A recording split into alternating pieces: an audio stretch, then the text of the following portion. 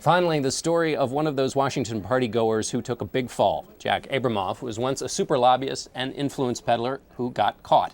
He is now the subject of a new documentary, Casino Jack and the United States of Money. Our Bob Schieffer spoke earlier with director Alex Gibney, former Congressman Bob Ney, who was caught up in the scandal, and his former chief of staff, Neil Volz. Take a look. Well, we're here with Academy Award-winning filmmaker Alex Gibney, former Congressman Bob Ney, and his former Chief of Staff Neil Volz to discuss Alex's new documentary, Casino Jack in the United States of Money, a revealing look at how Jack Abramoff became the most infamous lobbyist in the history of Washington. Alex, I saw just a trailer, and of course I know what this is about. How did you come to decide to do a film about this? Well, two things. One, the story of Jack was just so outrageous, taking you from mob hits in Florida to Chinese sweatshops in the Marianas to Indian casinos. So there was that side. But the other thing was that it spoke to a fundamental problem, I think, in American government, which is the influence of money on our political process, which has become just so extreme that I think we're fundamentally losing our democracy. Well, there's no question that the money gets worse and worse and worse. Every election we say we're going to do something about the money. Well, the next election always costs more than the one before it. That's right, and that's an escalating price is the problem. Bob, you found out the hard way about money in politics. You wound up going to jail for this and for your connection with Jack Abramoff. Why did you decide to cooperate on this project? One was the integrity of Alex Gibney's work. I look at some of his past work and what he had done. Two, I felt he was going to not just tell the story of Jack Abramoff or Neil Volz or Bob Ney and how it ended, but to provide a beginning for future discussion of how maybe things can change. And so I felt it had a prospect and a promise to it. And Neil, you were the Congressman's Chief of Staff, then later worked for Abramoff. How exactly were you involved in all of this? Well, in many respects, I was the bridge between Jack Abramoff's lobbying business and the Congressman's assistance to that business. And, you know, it's been a long trail for me, and my involvement in the movie has been very therapeutic in terms of just hoping that in some way this can help undo some of the things that we've done. Because you got, 2 years of probation? Yes, sir. As a result of all that. How bad is it, Congressman? You were there, you were involved in this one. Is this just bribery, in other words, rather than all these campaign contributions that come in and the things that happen now, what so many in Washington take for granted? Well, if it's not out and out bribery, if there's no I'll do this and you do that, it surely smells. It doesn't have good ethics to it, and not in all cases, but in many cases. And I think it needs to be changed. So there's some unwritten understandings. You get a contribution. Now, I will tell you, I've heard many cases where people say, hey, they have been good to us. We can't turn our backs on them. And that still exists today.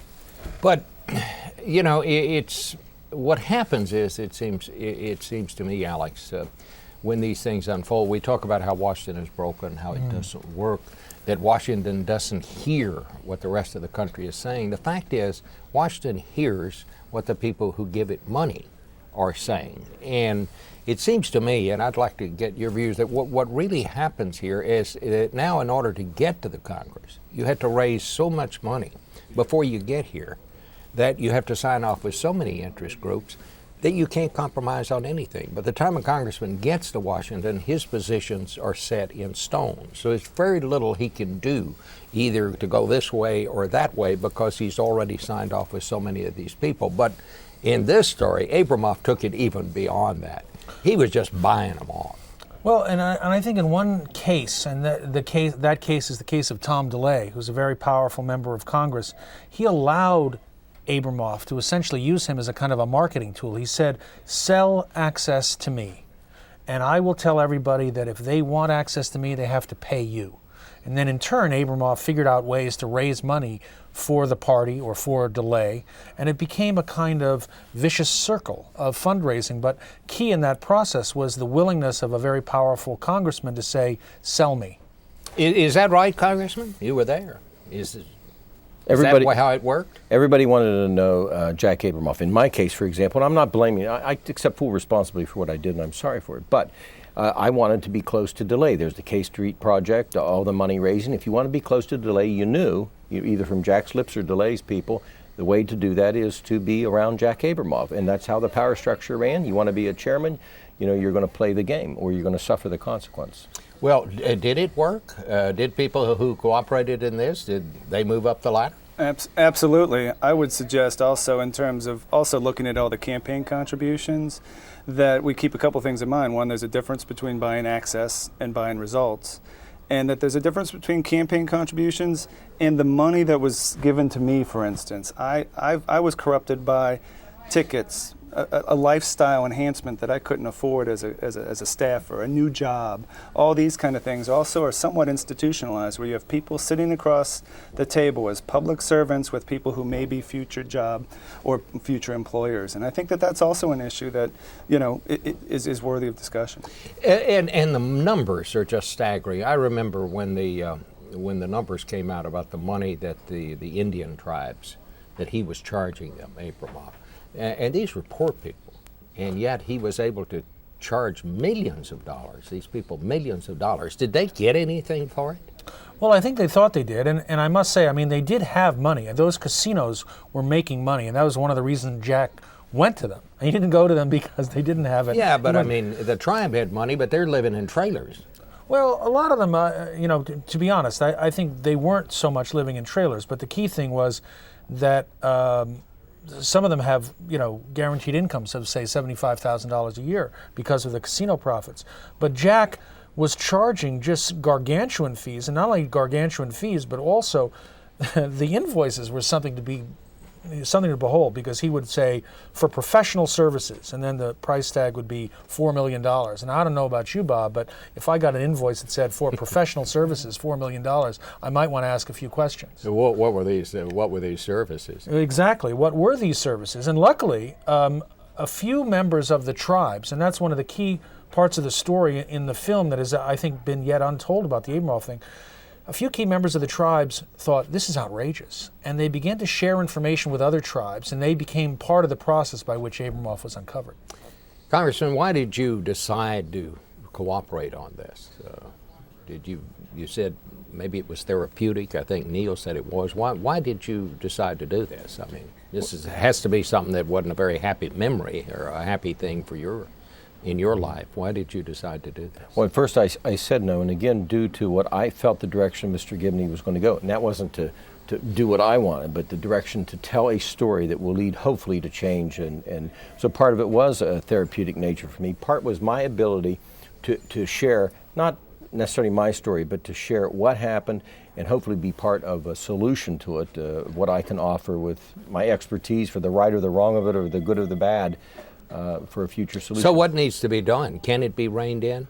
I think it can in several ways. One, stop the enormous amounts of money in the system. Take a look at public financing, which I was completely opposed to.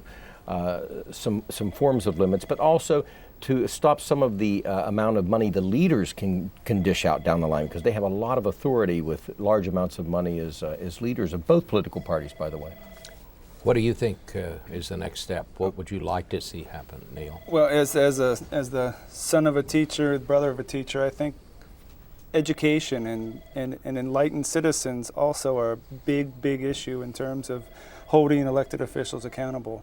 It's important for me, and when I talk to folks, to remind people that the most important currency in elections is the vote, and that when we keep that in mind, the money is brought into context, that we need to do things to hold people accountable. We need to be honest with each other, hold the mirror up. I'd love to see Washington just be very open with the public. It's very hard to have a conversation about elected officials and campaigns when most elected officials won't even admit that you can buy access to their office, when that's very much a foundation of our system as it is right now.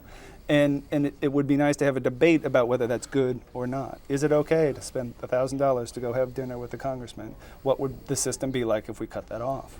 And Alex, you have another film coming out about Elliot Spitzer. Now, what's that one? What's that about? Well, that's about Elliot Spitzer. It is about Elliot Spitzer. You've got that right. It's about the scandal. It's a rise and fall story, both what he tried to do as Attorney General and then how he fell from power. It's about hypocrisy. It's about the ruthless blood sport that our political process has become. It's about a lot of things. It's interesting. And where the films, where are they going to be playing?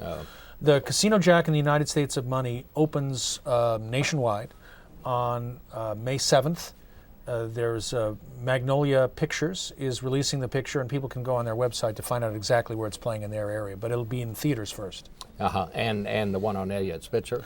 Don't know yet. It premiered as a work in progress at the Tribeca Film Festival. It's now we're talking to a number of distributors, all of whom seem to be very interested. All right. Well, best of luck to you, and best of luck to you. Thank you. Congressman. Thank you, Bob. Neil.